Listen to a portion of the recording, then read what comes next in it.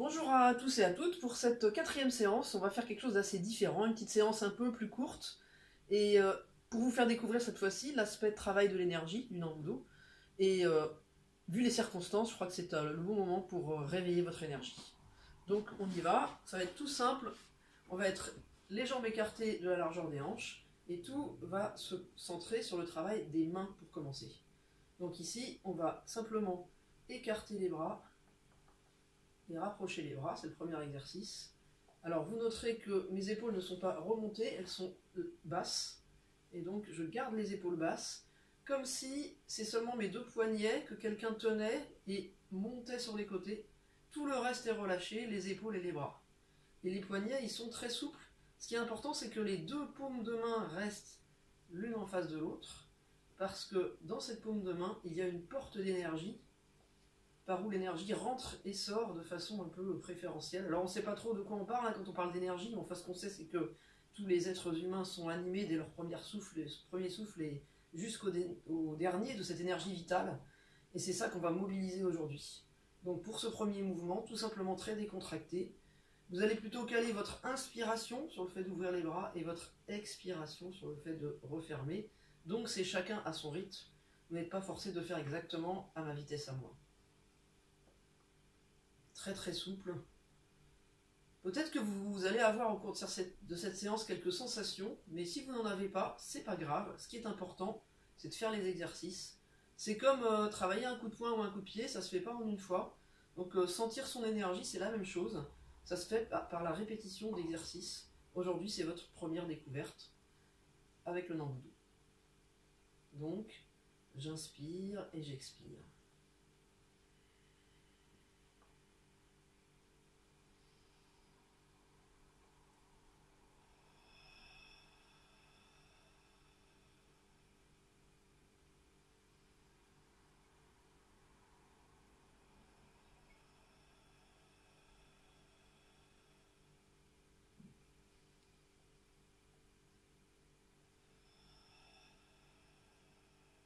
On peut avoir des sensations de picotement, on peut avoir du mal à refermer les deux mains, au contraire les deux mains s'écartent, ça dépend des gens.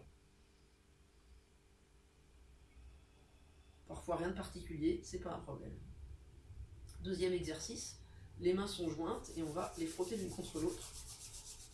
Et puis avec le tranchant, on va frotter chaque doigt, comme ceci. Là, on réveille un peu les portes d'énergie que sont les mains, des deux côtés.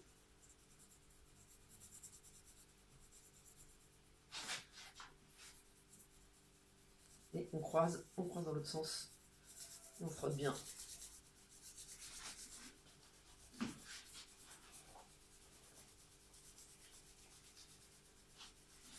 Voilà. Et maintenant, on va essayer ici de sentir un petit peu que les deux mains sont en relation et d'écarter pour voir si on arrive à garder cette relation, ce sentiment de communication entre les deux mains. Je ne sais pas si vous arrivez à sentir, ça peut faire un peu de chaleur, un peu de picotement. On sent qu'on est relié et puis on essaie de garder cette sensation d'être relié en écartant progressivement les mains l'une de l'autre et en gardant bien les deux paumes face à face. Là, la respiration est plutôt naturelle, vous la laissez faire.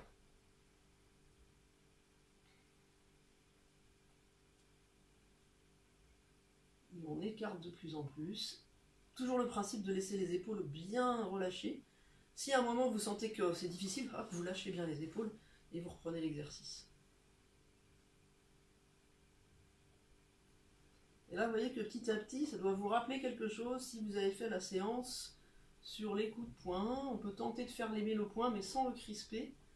Et en gardant, si c'est possible, c'est difficile, hein, surtout au début, cette sensation de communication entre les deux mains. Peut-être que vous la perdez quand vous fermez la main, peut-être pas. Et c'est là qu'on voit qu'il n'y a pas d'un côté la pratique qui serait yang, qui serait très physique, très combat, et la pratique yin qui serait énergétique, mais que tout est dans tout. Et quand on fait un coup de poing, même un coup de poing rapide, on est dans ce travail de l'énergie. Donc on garde cette sensation, on essaie de fermer le poing. Voilà. On peut aussi faire ça. Ça doit vous rappeler quelque chose aussi. Ce travail de l'esquive qu'on avait cherché, mais cette fois-ci, là, on privilégie les mains en communication l'une avec l'autre.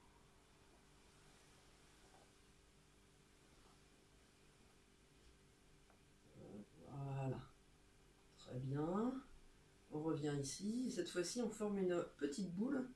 On imagine qu'on a cette énergie dans le creux de la main, et puis la boule va grossir. Donc on tient maintenant une petite balle, et on fait grossir cette petite boule d'énergie.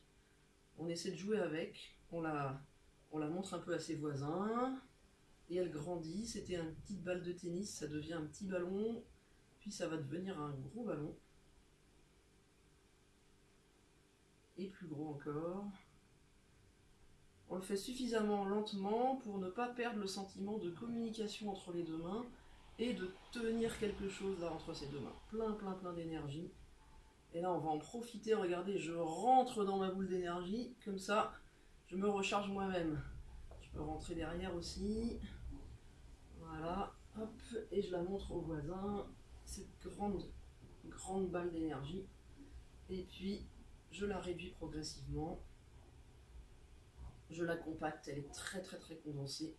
Très condensée. Et je la garde et elle m'appartient. Et pour terminer, on va relâcher les bras, descendre sur les jambes. Et ici on va monter sur la pointe des pieds. Et on relâche tout. Et encore. Je monte d'abord les bras, ensuite je monte sur la pointe des pieds. Et je relâche complètement. Et je monte. Et je relâche. Voilà, ces petits exercices-là, vous pouvez les faire tous les jours. Petit à petit, ça va peut-être provoquer des choses, vous allez peut-être sentir des choses. Et surtout, ça va vous recharger, ça va vous aider à être fort, à être en forme. Bravo à tout le monde.